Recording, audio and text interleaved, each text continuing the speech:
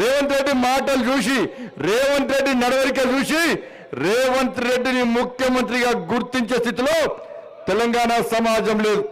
ఇలా ఇచ్చిన 6 గ్యారెంటీలు 420 హామీలన్నీ మొత్తం సర్వనాశం చేశారు.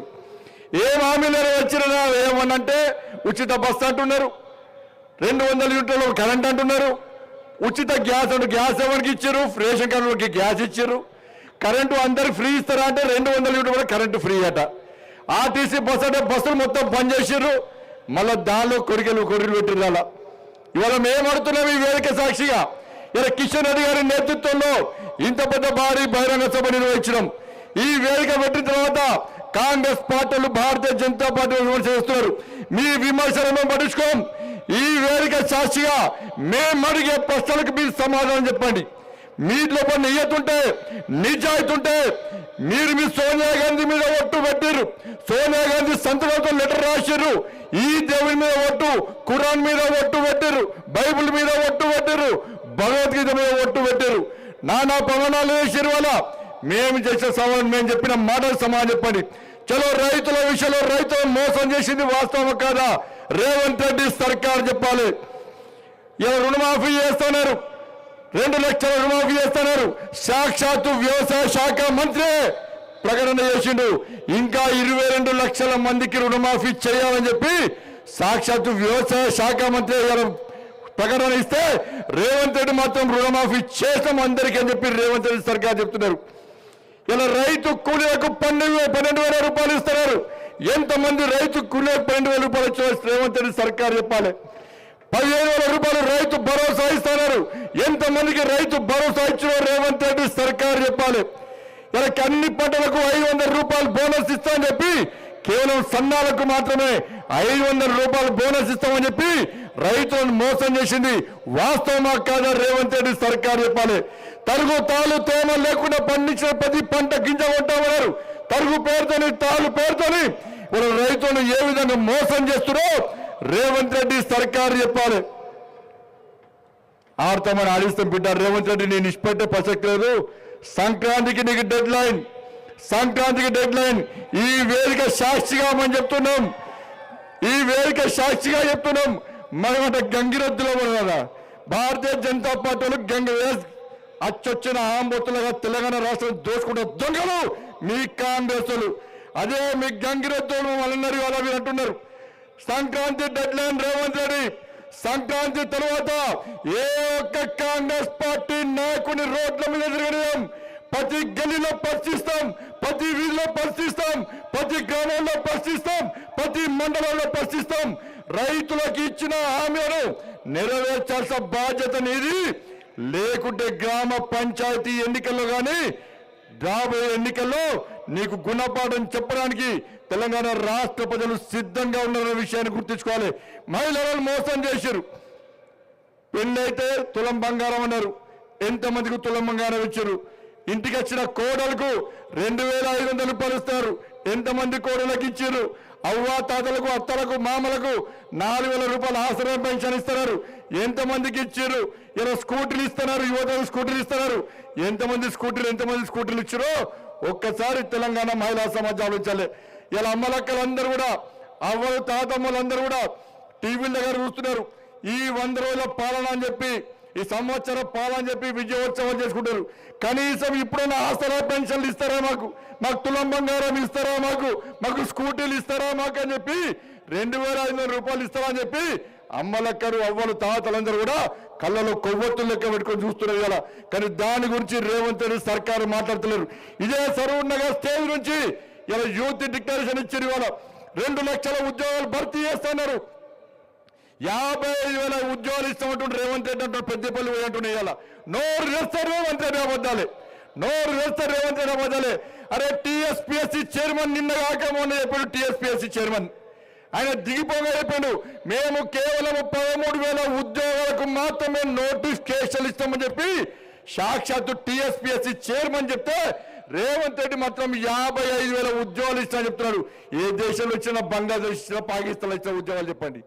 టీఎస్పీఎస్సీ చైర్మన్ చెప్తున్నాడు 13,000 ఉద్యోగాలు ఇస్తామని చెప్పి. నువ్వు డిఎస్సీ పెట్టినా కావచ్చు, డిఎస్సీ 12,000, మొత్తం అంతా తిప్పి కొడితే ఒక 23 వేల మందికి ఉద్యోగాలు ఇచ్చి ఇలా 55,000 మందికి ఉద్యోగాలు ఇస్తా అని చెప్పి మోడీ సర్కారు ఎన్ని వేల ఉద్యోగాలు 10 లక్షల మందికి ఉద్యోగాలు ఇచ్చే ఘనత నరేంద్ర మోడీ ప్రభుత్వాన్ని రోజ్గార్ మేళా పేరుతోని దేశవ్యాప్తంగా కేంద్ర ప్రభుత్వ ఉద్యోగాలు ఇచ్చే ఘనత నరేంద్ర మోడీ ప్రభుత్వాన్ని ఎక్కడ పేపర్ లీక్ కాలే ఎక్కడ పైరోల్ కాలే డైరెక్ట్ వెహికల్ పెట్టి అపాయింట్మెంట్ ఆర్డర్స్ ఇచ్చిన ఘనత నరేంద్ర మోడీ ప్రభుత్వాన్ని నువ్వు ఇచ్చింది 20,000 ఉద్యోగాలు అయితే 50,000 ఉద్యోగాలు అని చెప్పి మోసం చేస్తున్నావు. నిరుద్యోగ యువతకు 4,000 రూపాయలు నిరుద్యోగ వృత్తి ఇస్తున్నావు. ఒక్కొక్క యువకునికి 48,000 రూపాయలు ఈ రేవంత్ రెడ్డి బాకీ ఉన్నాడు. మనకి 48,000 రూపాయలు నిరుద్యోగ వృత్తి ఇస్తాను. ఇలా ఉన్న కాంట్రాక్ట్ ఉద్యోగాలు దాదాపు 6,000 మందిని ఉద్యోగాలు తొలగించాడు మూర్ఖుడు ఈ రాష్ట్ర ముఖ్యమంత్రి రేవంత్ రెడ్డి అన్న విషయాన్ని ఒక్కసారి యువత గుర్తుంచుకోవాలి. ఉద్యోగాలు లేక మొన్న గ్రూప్ 1 ఎగ్జామ్ లో 21 జీవో పెట్టాడు, 46 జీవో అన్నాడు. కొత్త జీవోలు తీసుకొచ్చి ఇలా నిరుద్యోగ యువతను ఏ విధంగా మోసం చేస్తుండో రేవంత్ రెడ్డి సర్కార్ రేవంత్ రెడ్డి ప్రభుత్వం ఎట్లా మోసం చేస్తుందో ఆ రోజు వచ్చిండు రాహుల్ గాంధీ వచ్చిండు సెంట్రల్ అడ్డి పనులు ఉన్నాడు. వాళ్ళ బాధలు చూసిండు. ఇలా బాధలు చూసి ఉద్యోగాలు మేమిస్తామని వాళ్ళ ఉన్న ఉద్యోగాలు కూడా కొట్టి నిరుద్యోగ యువతను ఏ విధంగా బాధ పెడుతుండో ఒక్కసారి ఆలోచండి. ఇలా చిక్కనపల్లి చౌరస్తాలో అమీర్పేట చౌరస్తాలో సంజయ్ నగర్ లో ఇలా క్లాస్ రోడ్స్ లో మొత్తం కోచింగ్ సెంటర్లన్నీ ఖాళీపోయినాయి. ఈ రేవంత్ రెడ్డి ప్రభుత్వం మీద నమ్మకం లేదు. ఇప్పటిదాకా కోచింగ్ లో పేరుతో కేసీఆర్ మూర్ఖత్వం వల్ల ఇలా మేము మోసపోయినాం. మళ్ళీ మా కూలీనాలు వేసుకునే మా తల్లిదండ్రులకు భారం కాలం.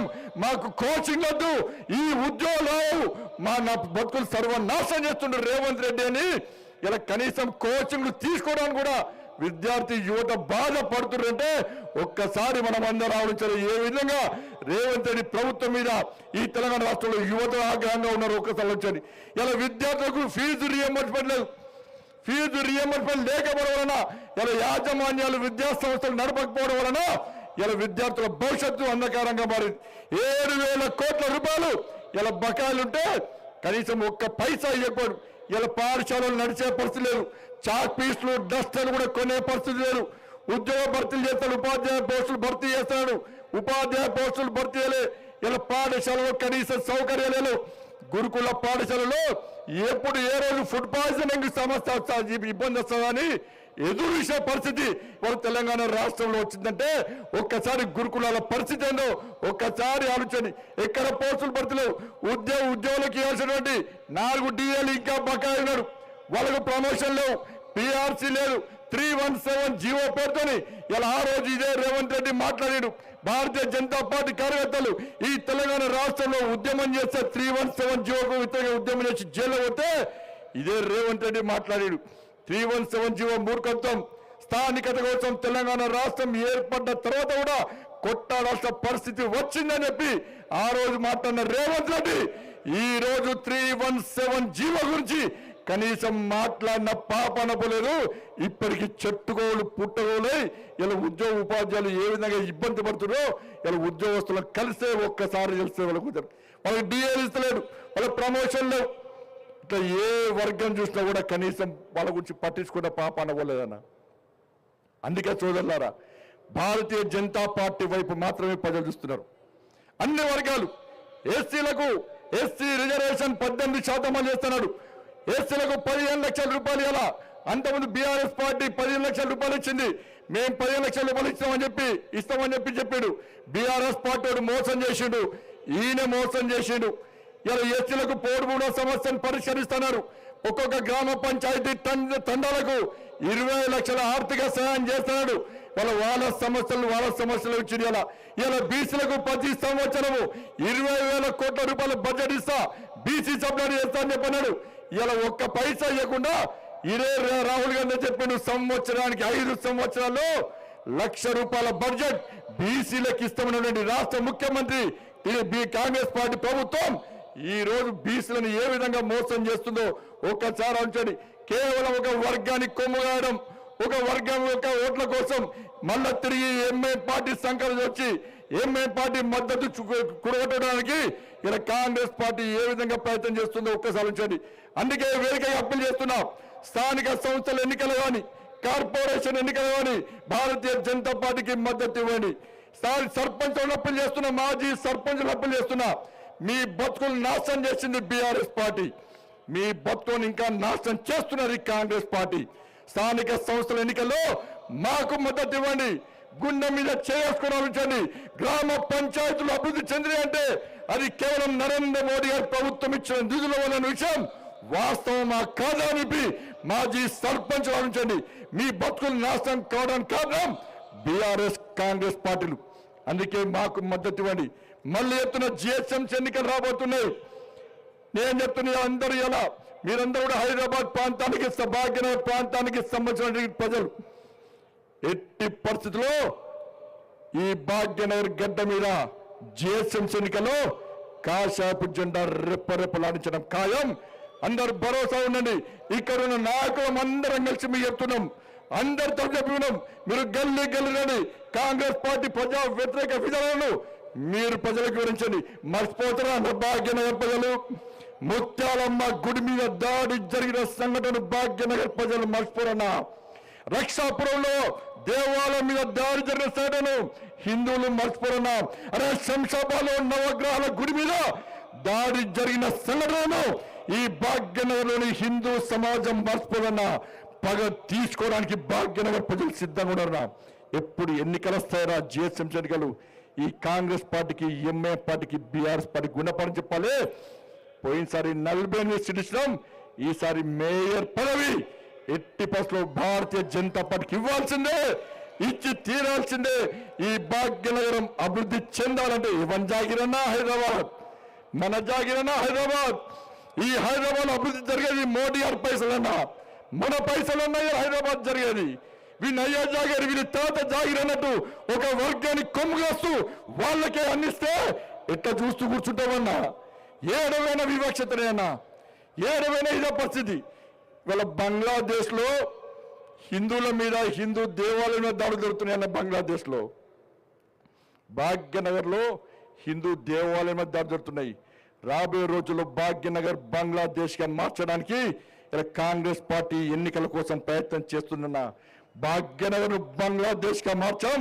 భాగ్యనగర్ను, భాగ్యనగరాన్ని అభివృద్ధి చెందిన భాగ్యనగరంగా ఉంచే బాధ్యత ఇలా ప్రతి భారతీయ జనతా పార్టీ కార్యకర్తల విషయాన్ని ఈ సందర్భంగా ఈ భాగ్యనగర్ ప్రజలకు అప్పగిస్తున్నాం. ఈ ప్రభుత్వానికి చిత్తశుద్ధి లేదు. వల్ల ఈ తెలంగాణ రాష్ట్రంలో అభివృద్ధి జరుగుతుందంటే భాగ్యనగర్తో పాటు తెలంగాణ రాష్ట్రం అభివృద్ధి జరుగుతుందంటే అది కేవలం మన పైసలే. ఏమిచ్చిండు మోడీ గారు? ఏం పైసలు ఇచ్చిండు కిషన్ రెడ్డి గారు? బండి సంజయ్ అంటే మూట సంఖ్యలు మూట పెట్టుకుని వస్తుంది నీకు వచ్చిస్తావు, నీకు భాగ్యనగర్ వచ్చి. నువ్వేం చేస్తావు మరి? నువ్వేం చేస్తావు తెలంగాణ రాష్ట్రంలో? మళ్ళీ ఏం చేస్తావంటే ఉచిత కరెంటు, ఉచిత గ్యాసు, ఉచిత బస్సు. ఏమంటే ఈ మూడులపై ఏం చేయలే. మేం చేస్తాం. ఈ తెలంగాణ రాష్ట్రంలో గ్రామాల్లో, గ్రామ పంచాయతీలో గ్రామీణ సడక్ యోజన కింద రోడ్లేంచింది నరేంద్ర మోడీ ప్రభుత్వం. సిఆర్ఎఫ్ నిధులతో రోడ్లేంచింది నరేంద్ర మోడీ ప్రభుత్వం. నేషనల్ హైవే రోడ్లేంచింది నరేంద్ర మోడీ ప్రభుత్వం. రైల్వేస్ ఇచ్చింది నరేంద్ర మోడీ ప్రభుత్వం.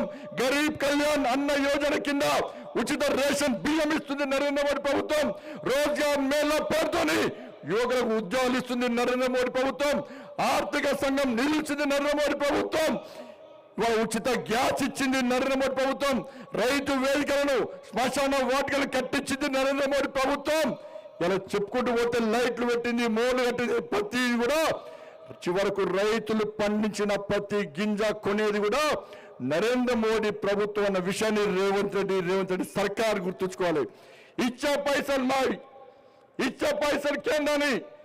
ఇలా కనీసం ఎక్కడ కూడా మోడీ గారి ఫోటో పెట్టకుండా, మోడీ గారి పేరు లేకుండా, కేంద్ర ప్రభుత్వం పేరు లేకుండా ఇంద్రమ్మ పేరుతోని రాజీవ్ గాంధీ పేరుతోని ఇవాళ ఏ విధంగా మోసం చేస్తున్నా ఆలోచించండి. ఇలా ఏడగట్టుడు రేవంత్ రెడ్డి వచ్చి సంవత్సరం కాలే, రేవంత్ రెడ్డి సంవత్సరం కాలే, ఇంద్రమ్మ ఇల్లు ఇస్తాడట. ఏడగచ్చినా ఇంద్రమ్మ ఇల్లు నువ్వు సంవత్సరం లోపల ఎవరు దిగచ్చి కట్టించు ఇంద్రమ్మ ఇల్లు? ఇల్లు ఎవరి అవి? ఇల్లు ఎవరి? ఎస్, ఇల్లు నరేంద్ర మోడీ ప్రభుత్వాన్ని.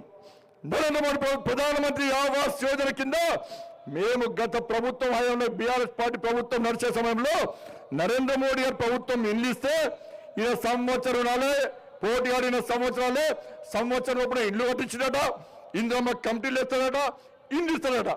ఏడ తట్టమోస్తావా నువ్వు బేస్మెంట్ పెట్టినావా నువ్వు ముగ్గు వస్తావా ఏమన్నా ఏం చేస్తావన్నా ఇండ్లు మనవి అలా ఇంద్రమ్మ పేరుతో మోసం చేసే ప్రయత్నం చేస్తున్నాడు అడ్డుకోండన్నా ఏడ ఇంద్రమ్మ ఇల్లు కూడా పక్కా మీరు పోండి అక్కడ మోడీ గారు ఫోటో పెట్టండి ఇది నీ అయ్యే జాగిరి ఆవిడ నీ తాత జగరాది ఇది నరేంద్ర మోడీ ఈ కేంద్ర ప్రభుత్వం ఇచ్చిన ఇండ్లు అని చెప్పి బాగా జాబితా చెప్పాలన్న పేపర్ వాళ్ళు రాస్తారా టీవీలు చూపడతారా మాకు సంబంధం లేదు కానీ గల్లీలో కొట్టాల్సిన బాధ్యత మనది గల్లీలో కొట్టాల్సిన బాధ్యత మనది ఈ రేవంత్ రెడ్డి సర్కారుకు చిత్తశుద్ధి లేదు ఇలా అన్ని వ్యవస్థలు మొత్తం సర్వనాశనం చేశాడు ఇలా అర్బన్ నక్సల్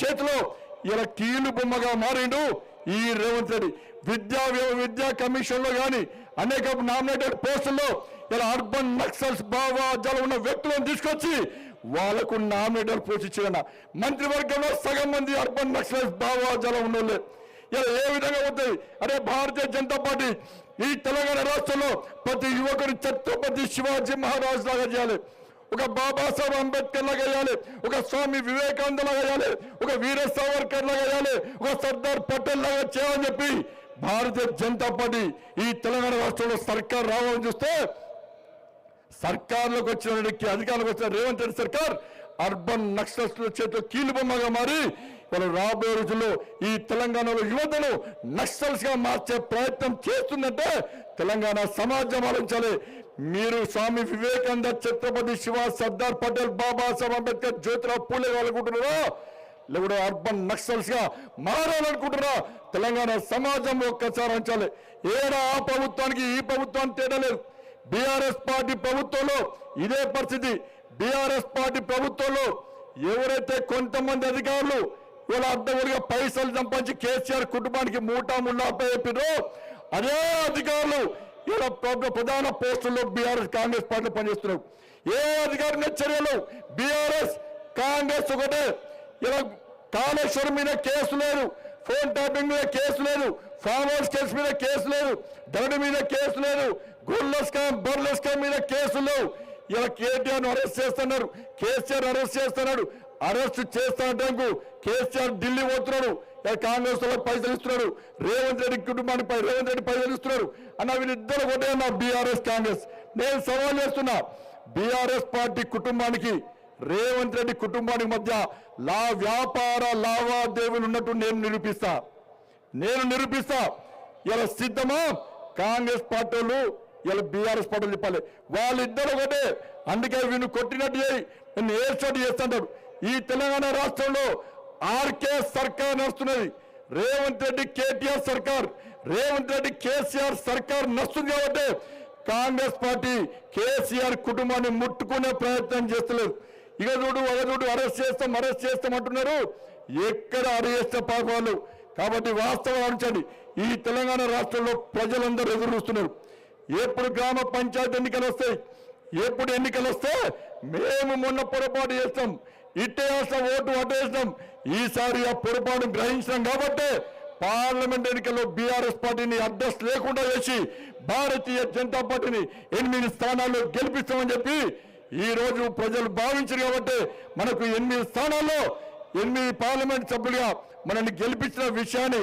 ఒక్కసారి మనం అందరూ గుర్తుంచుకోవాలి అందుకే కార్యకర్తలందరూ కూడా ఈ సంక్రాంతి వరకు డెడ్ లైన్ ఈ సంక్రాంతి తర్వాత ఎట్టి పరిస్థితుల్లో కాంగ్రెస్ పార్టీ నాయకులు రోడ్ల మీద తిరిగే పరిస్థితి లేదు మనమే కాదు ఇలా ప్రజలు కూడా ఆలోచిస్తున్నారు కాంగ్రెస్ పార్టీ నాకు నేను చెప్తున్నా ఇలా రేవంత్ రెడ్డికి ధైర్యం దమ్ముంటే నీ పోలీసులను పక్క పెట్టి ఇలా మా కిషన్ రెడ్డి గారు వస్తారు నువ్వు రా చలో పాదయాత్రకు సిద్ధం ఏ గల్లీలు తిరుగుదాం నువ్వు ఇచ్చిన 6 గ్యారెంటీలు 420 హామీలను ఏ విధంగా అమలు చేస్తావా లేదా ఇలా నిరూపించడానికి మేము సిద్ధం నువ్వు సిద్ధమా అని చెప్పి ఈ రోజు మనం చేస్తున్నాం మన ప్రియతమ నేత ఆదర్శ సభ్యుడు వారు అధ్యక్షులు అయిన తర్వాత ఈ దేశంలో ఏ రాష్ట్రంలో ఏ జిల్లాలో ఎక్కడ ఎన్నికలు జరిగినా విజయ పరంపర కొనసాగిస్తూ ఇవాళ ముందుకు వస్తున్నటువంటి మన ప్రియతమ నేత మొన్ననే దేశ ఆర్థిక రాజధాని అయిన మహారాష్ట్రలో కూడా శ్రీ జేపీ నడ్డా గారి నేతృత్వంలో విజయ డంకం మోగించి కాషాయపు జెండాను రెప్పలాడి ప్రదేశంలో మన జాతీయ అధ్యక్షుడు శ్రీ జేపీ నడ్డా గారికి సవినయంగా హృదయపూర్వకంగా స్వాగతం పలుకుతూ అందరూ లేచులు పడి ఒకసారి గట్టిగా వారికి స్వాగతం పలికి కలిసి భారత్ మాతాకి భారత్ మాతాకి జేపీ నడ్డా గారి నాయకత్వం జేపీ నడ్డా గారి నాయకత్వం నరేంద్ర మోదీ గారి నాయకత్వం